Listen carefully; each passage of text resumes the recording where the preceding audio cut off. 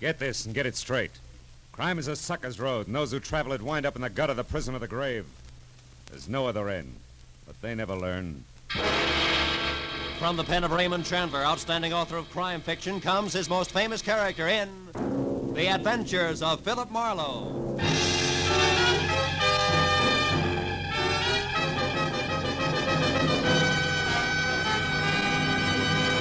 Now, with Gerald Moore starred as Philip Marlowe, we bring you tonight's exciting story, The Soft Spot.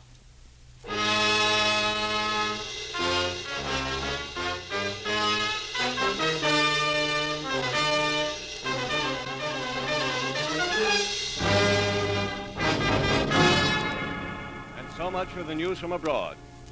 Here in Los Angeles, 2 persons were killed and 8 injured today in 3 separate automobile accidents attributed directly to the thick fog that has blanketed the city ever since yesterday morning. And according to the Weather Bureau, the fog which is rolling in from the sea will be with us for... Fog, smog, everything's cockeyed. Hello. Philip Marlowe, please. Earl Hanley speaking. This is Marlowe. How are you, Mr. Hanley? How's the newspaper circulation business? Oh, both zooming, Philip. Oh, look, Marlowe. Can you come out to my joint in Los Feliz Boulevard, 3810? I'd like you to work for me again. And, you write your own ticket as usual. No. Thanks. They play too rough in your league, Hanley. Besides, it's a bum night to ride around in a cold newspaper truck, watching out for hijackers. No, Marlowe. It's nothing like that. This is personal business. Oh? Yeah, it's an old man who's disappeared. I'd like you to find him for me. Still a dark night.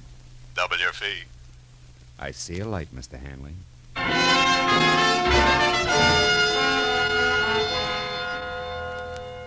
Outside, the city was wrapped up tight in the kind of wet ceiling zero fog that leaves you feeling damp and all alone. Hanley's joint on Los Feliz was an old English stone mansion. Sprawling, smothered in ivy, and about as cozy and come hither as a scream in the night. Inside, I followed an aging, round-shouldered butler whose footsteps didn't make any noise along the type of high, wide, and ice-cold furnished corridor you find only in museums. When we finally arrived at Hanley's study, however, things changed. It was a small room with bright lights, heat, and a desk cluttered with friendly bric-a-brac. Hanley himself was standing against the far wall, and for a moment, the contrast was jarring because the self-made man in shirt sleeves, built like a boxcar and chewing on a cold cigar, didn't at all match the collection of stiff family photos, 1890 style, that hung on the wall behind him. What is it, Marlowe? Hard to find the family resemblance? From here. Your folks, Mr. Hanley? Yeah. Oh. Left to right. My mother, she passed on a year ago, me as a kid. My father, a lush, and my grandfather. He claimed to have killed more Indians than ever existed. All born and raised in a lot of nothing named Walker Falls. Wow. Couldn't hold you, huh? Couldn't bring me back either, even when Ma died. I was only a little tyke when I ran away, Marlowe. Couldn't stand my grandfather even then. Nothing but a rod and a bottle. Bad combo. How about your father? Oh, I wrote a few nice words to him when Sister wrote me that Ma died. And I sent a fat check for flowers and a tombstone, but he never answered. Probably drank the dough up. He never could save a buck on his own, they tell me. Anyhow, enough of letting our hair down now, Marlowe. Let's get on to business. Sit down. Oh, thanks, sure. You said someone disappeared, Mr. Hanley, an old man? Yeah, it was a gardener here, Marlowe. Name's Cooper, John Cooper. He's 60, 65 maybe, tall and skinny. Yeah, he got a fringe of curly hair around his ears.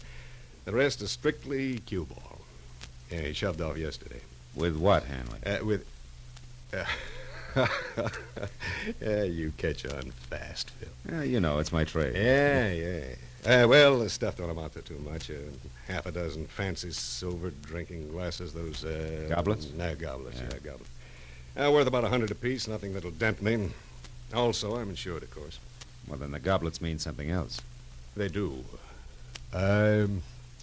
Let's call them a present from a lady. All right, let's. I want them back, Marlowe. Why me? Why not the insurance company or the law? No. Hmm? No, that I don't want. And if you laugh when I tell you the reason, I'm going to punch you right square in the nose. Have some scotch. No, thanks. Go ahead. Well, drink alone, then, if you don't mind. I don't mind. Yeah, it's this old Duck Cooper, you know. I feel sorry for him. Yeah, he came in here one day last week, hat in hand, looking beat as an alley cat.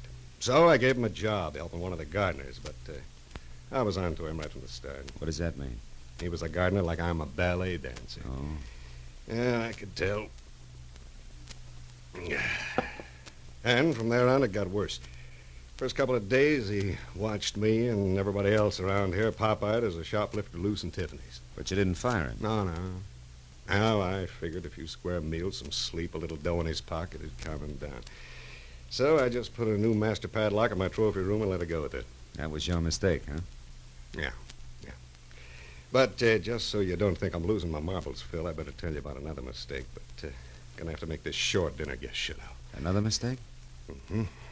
Yeah, 15 years ago, Phil, I was in a spot just like this Cooper.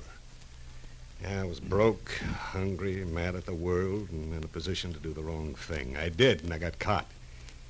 The boss understood, read me the riot act, and let me go. And today it's my turn. Want to laugh? Not very much. Tell me, what have you got for me to go on? Oh, thin air. But you're good, Marlowe. You'll make out. Thanks. Name and description already gave you that. All right, here's the rest of it, according to the servants. One, he lived somewheres around Skid Row. Two, he never touched anything that kicked harder than ginger ale. And that he went for in a big way. Three, he had a buddy in his neighborhood who was teaching him how to whittle. Make stuff, carving wood. Yeah, I know. And that's it, huh? Well, that, plus the fact that he smoked these pint-sized cigars, we found a pack of them in the overalls he wore. Here they are. They're called Aces Up, made in a downtown L.A. shop, also on Skid Row. Oh, the address is in the box there. Could help. Could. Well, see what I can do, Mr. Hanley. Okay, Marlowe. Call me as soon as you get close, will you? Sure. Oh, and, Marlowe. Yeah? I want those goblets pretty bad, but take care of the old man, will you? I know what you mean. Yeah. Also, Hanley, I think it's a pretty decent thing that Yeah, you'll have to excuse me, Marlowe. I got to change for my guess. Talk to you, huh?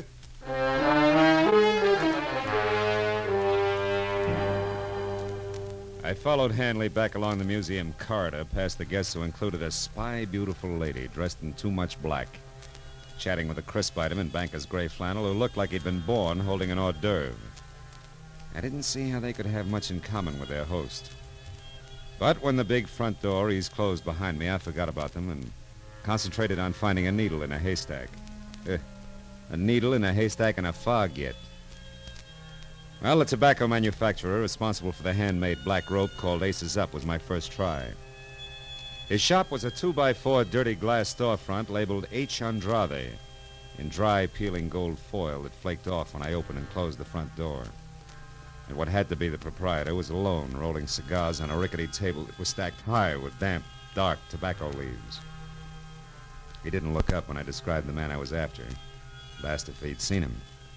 A moment later, when he did turn his head my way to answer, I realized why. I am sorry, senor. I don't see nobody. I am blind. Fine start, huh? And for some cockeyed reason, like the fog or the kind of man I was after or the neighborhood of derelicts I moved through, which could have used a few sprays of sweet air, didn't get any better. Not at least for the next hour, during which I stuck to the wood-carving angle and covered every possible tie-in I could think of, including a visit to a nearby home for retired men of the sea. Looking for someone who's teaching a man to whittle. That's right. He's teaching an old man named John Cooper. Ever hear of him? No, can't say I have. But lots of lads here whittle. Why don't you have a chat with them? Okay, I In will. the morning. They're all bedded down now, mate. Wouldn't want to pipe 'em out over a silly question like yours, would you? No, Skipper. Let him sleep.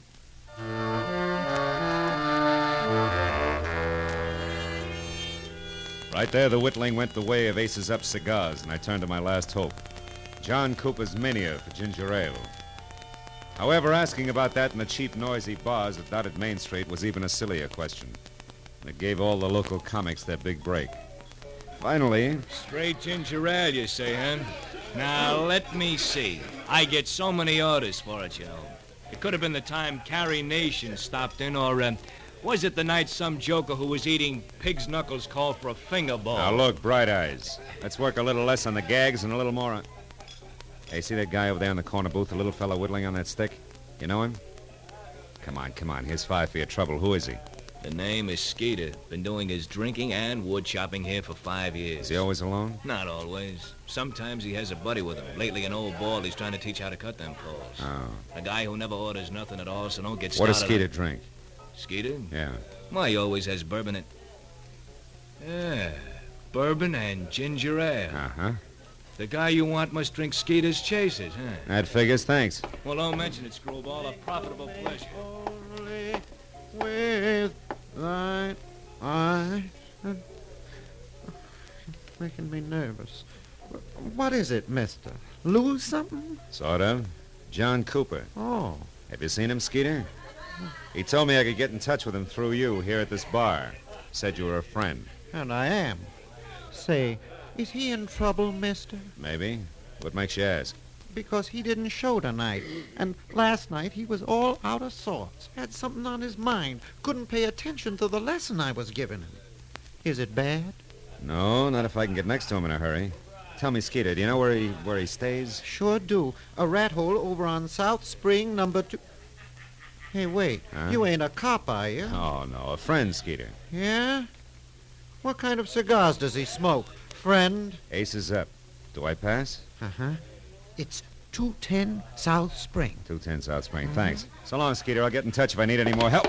Hey, Sorry, buddy. I was in a hurry. I didn't see you. you lost up my shoe shine, sweetheart. Where you running? Get your mitts off. I said I was sorry. What do you want? The dime you invested in the shiner, your ears slapped down into the pockets of that zoot suit. Which? Okay. We'll let it go. I thought we would. So long again, Skeeter, and thanks.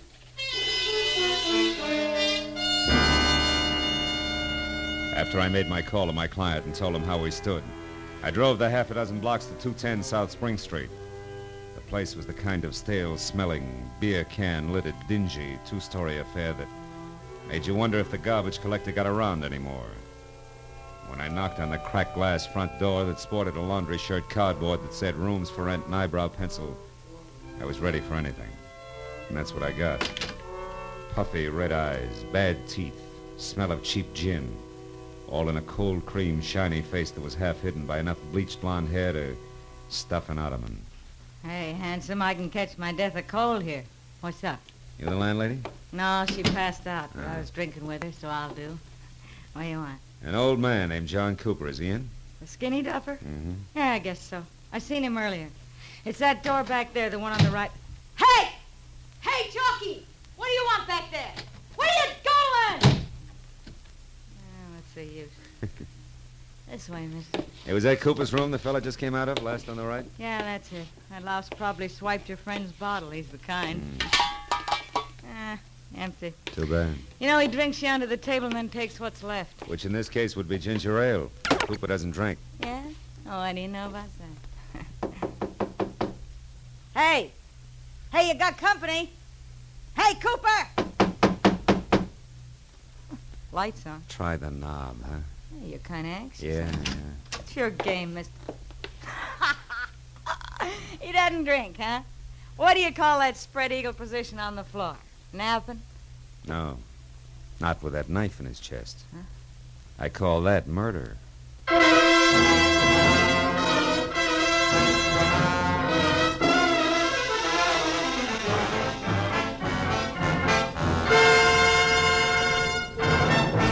In just a moment, we will return to the second act of Philip Marlowe. But first, one of your favorite laugh shows and stars, My Favorite Husband, starring Lucille Ball, will return to CBS this Saturday night.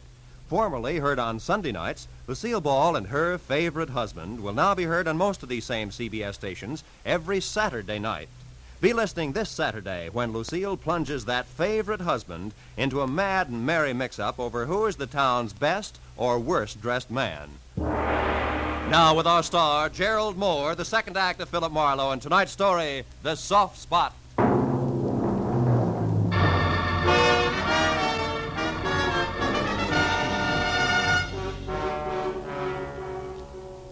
The old man's body was rumpled in death like a discarded bundle of rags, loosely pinned at the center with a knife that had killed him. And as the frowsy blonde gradually realized he was dead, the look on her face was dumb, slack-mouthed revulsion. Gee, death's an awful-looking thing, ain't it? Ain't it?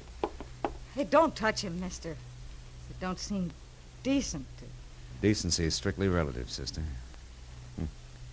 There's a scratch here on his neck, like a woman's fingernail raked it. Huh? Where? Hey, his locket's gone. Locket? Yeah. This old guy wore a locket? Yeah, Yeah, I seen it on him yesterday when the cops hauled off that redhead from upstairs. This old guy was shaving, and he came out in the hall without his shirt on to watch, and I seen the locket around his neck. What did it look like? It was a little square one on a gold chain. Now it ain't there. Ripped off and in a hurry. That much old gold's not worth murder, even in this backwash. Baby, what do you use for closets? Closets? Are you kidding? In this dump, you hang your stuff on the plumbing and like it. Why? Well, then there's no place here that 6 big silver goblets could be hiding, I guess. You couldn't hide a shot glass in this joint. Not for long, anyway. Well, the old boy traveled light.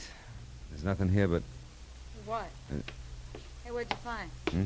What'd you find? Oh, this newspaper story on the table. Torn out of the day before yesterday's paper, it says. Nelson Root, wealthy Beverly Hills broker, dies in a freak car smash-up. Root is survived by his wife, former showgirl Evelyn Lansing Now, Root, what do who- you suppose that old guy was saving that for? To have sold his shoes with, maybe? Oh, sure. Now, look, as long as you get your brain in gear, tell me where I can find that guy who ran out of here. Chalky? Yeah. Hey, listen, mister, I don't want to get mixed up in this. I just live here and I'm I back try to find- here. You're already mixed up in it. Yeah, but that Chalky's awful hard, mister. I wouldn't want to cross Now, him. listen, that old man there was murdered. Remember, it's for keeps. You tell me here and now, or the cops down at headquarters. Come on, where does he live? I don't know for sure. I think I heard once he's got a shack in the alley behind some warehouse over on San Pedro Street. Which warehouse? I don't know. Honest, I don't know. Hey, you might find out at Dooley's Diner. I think he shoots craps over there. Okay. Thanks, baby. And do yourself another favor before you cool off. Call the police.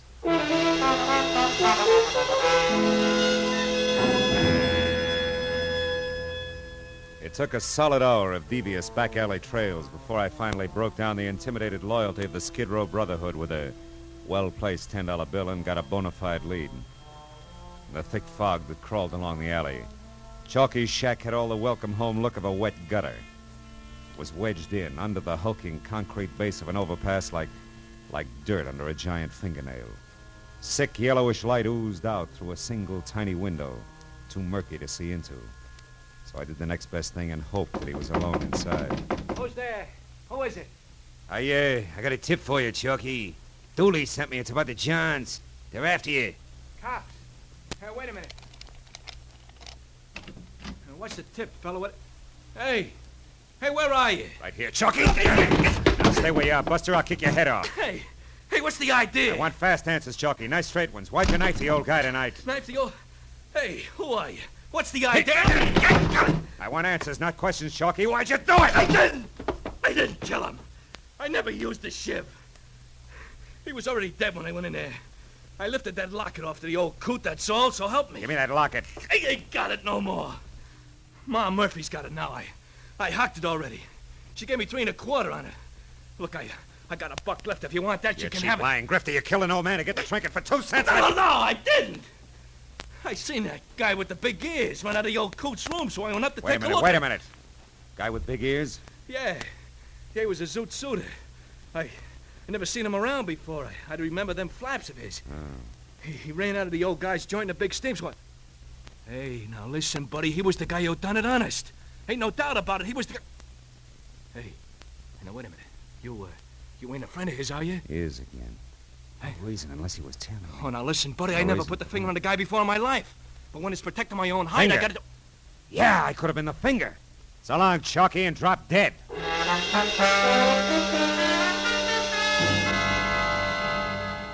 It was still foggy outside, but my own personal fog began to lift. Big Ears must have been tailing me, overheard me on the phone, and got to the old man first. But why? Why the clipping that old man Cooper had about Nelson Root's accident? Nelson Root survived by a widow. A widow? Holy smoke!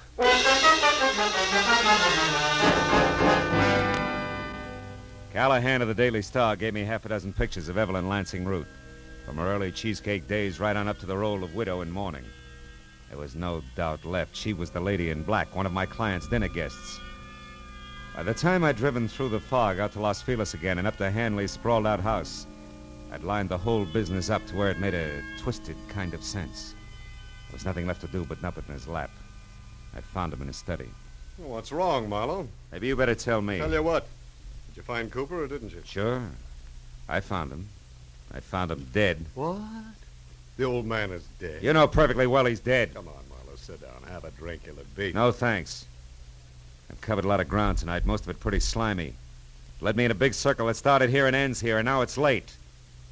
We're both fairly intelligent. Let's give each other a break, shall we? Go on. Let's suppose that a man was in love with a woman, a married woman, who was tired of her husband. So, she and the man arranged for the husband to die in a freak accident. Yeah, that's right. And let's suppose a strange old geezer overheard them plan it and then disappeared. Oh, that's rough. I imagine they'd have to find him and shut him up, wouldn't they? Or he'd blackmail him to death. Possibly. And how do you suppose they'd go about that, Hanley? Hire a private detective, maybe?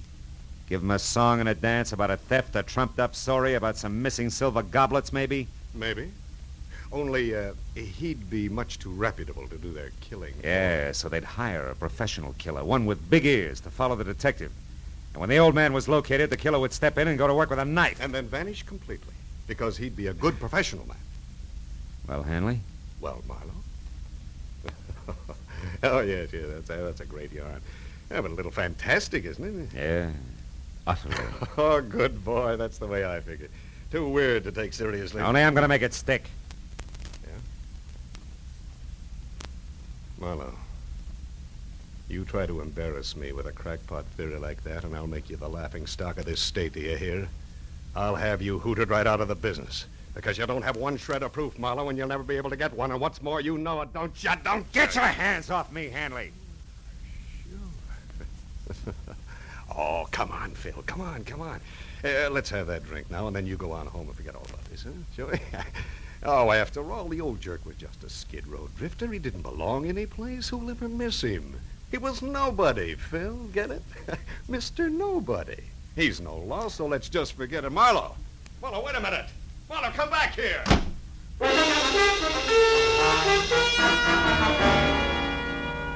had to get out.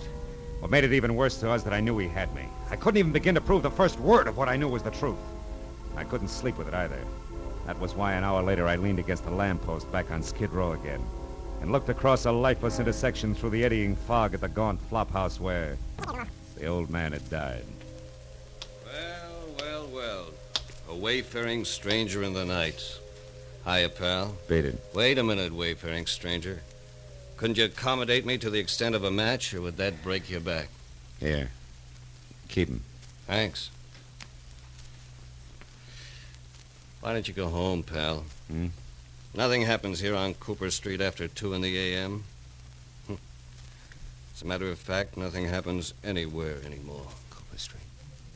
Cooper. That's one right out of the book. I'll bet $50 on it. 9 out of 10, they'll take the name of a street. Huh? Who? Never mind. You live around here? You're kidding. Where's Ma Murphy's pawn shop? Hey, easy. Watch the lapels, pal. Well, come on. Where is it? Ma's joined us 3 blocks down on Filbert, downstairs, middle of the block. But there's no romance there, pal.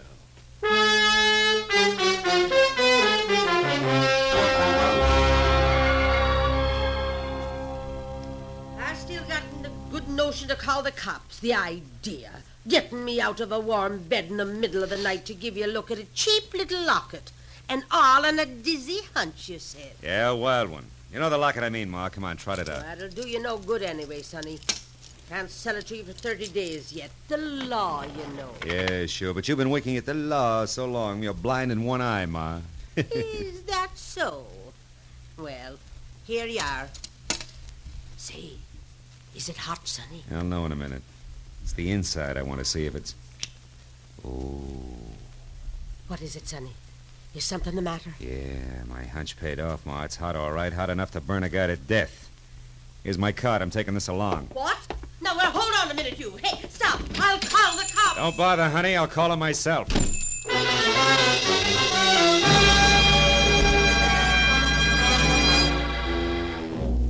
The lights were still on in Earl Hanley's study, so I pulled over and parked on the street and went up the walk on foot.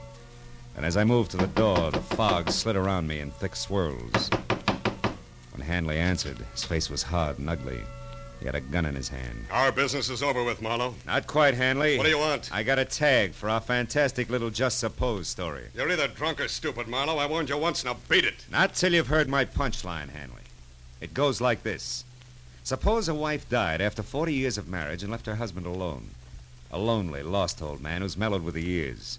Suppose he doesn't have much time left himself and he knows it, but he's got an obsession. An old unhappiness he wants to set straight. He wants to see a fella, not cause any trouble. Just be around where he can look at him now and then. Come on, get to the point. Sure, this is the point, Hanley. Huh? Here, take it. Where did you get this locket, Marlowe? Where? Just suppose it has your picture on one side and your mother's on the other. What then? I gave this locket to my mother when I was a kid. Where did you get it? Come on, tell me. It came from around the neck of a harmless, sentimental old man who was stabbed to death tonight by a hired killer. He'd never have turned you in or blackmailed you, Hanley, because that old man was your father. I had my own father killed. I ordered my own father's death. I didn't know it. Yeah. Mr. Nobody, remember? Come on, Hanley, give me the gun.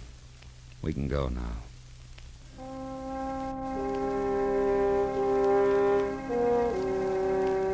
Hanley went quietly. All the way, he kept the little locket clenched in his fist.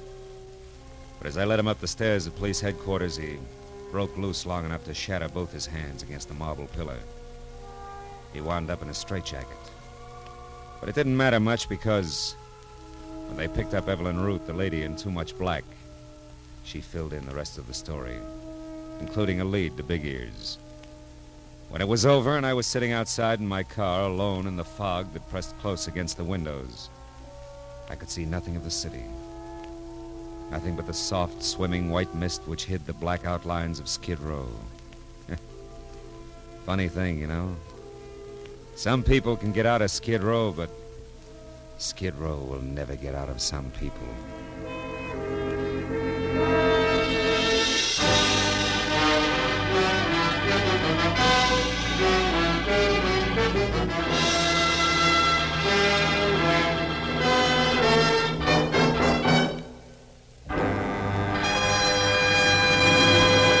The Adventures of Philip Marlowe, bringing you Raymond Chandler's most famous characters, star Gerald Moore, are produced and directed by Richard Sanville and written for radio by Robert Mitchell and Gene Levitt.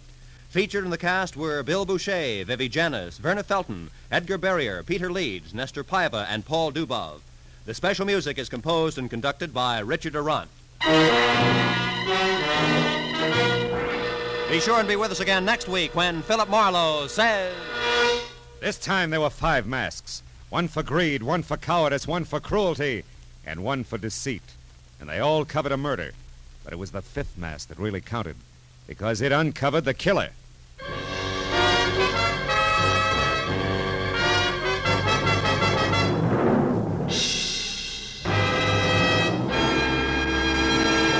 For some easy-to-listen-to music on Sunday afternoons, be sure to hear those favorites, the Symphonette and the Choraleers, which return to CBS this Sunday afternoon. The Symphonette brings you musical favorites from the lighter classics, played by a group of outstanding instrumentalists. The Choraleers sing rousing marches, popular songs of the day, and familiar music of the past. Hear the Symphonette and the Choraleers this Sunday and every Sunday afternoon on most of these same CBS stations. To hear each and every star, leave your dials where they are, 'cause this is CBS, the Star's Address. Yes, CBS, the Star's Address. Roy Rowan speaking. This is CBS, where next week you will hear Philip Marlowe an hour and a half later Eastern Daylight Saving Time on the Columbia Broadcasting System.